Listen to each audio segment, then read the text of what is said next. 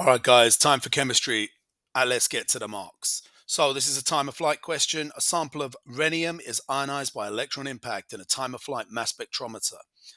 A 185 rhenium positive ion with a kinetic energy of 1.153 times 10 to the minus 3 joule, minus 13 joules, travels through a 1.550 meter flight tube.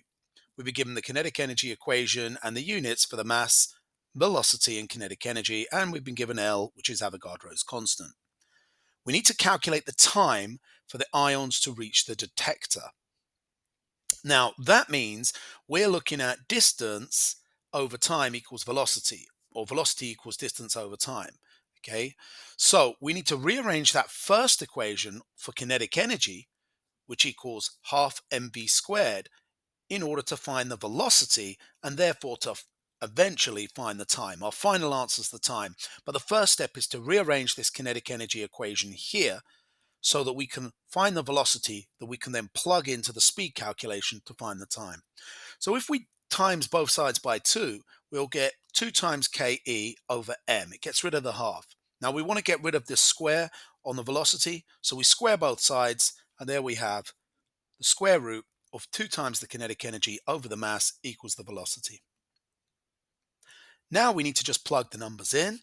So here we have our kinetic energy, 2 times 1.153 times 10 to the minus 13. Now we're going to divide this by the mass and then square root.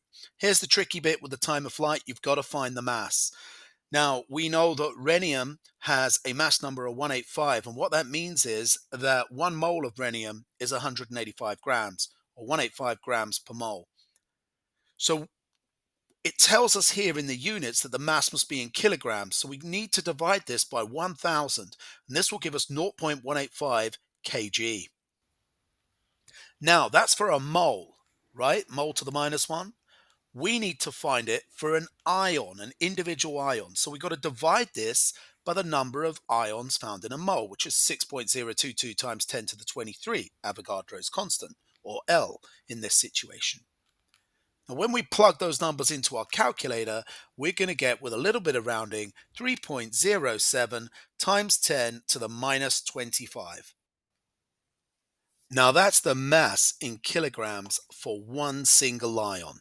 So we need to write that here under the kinetic energy and carry out this sum.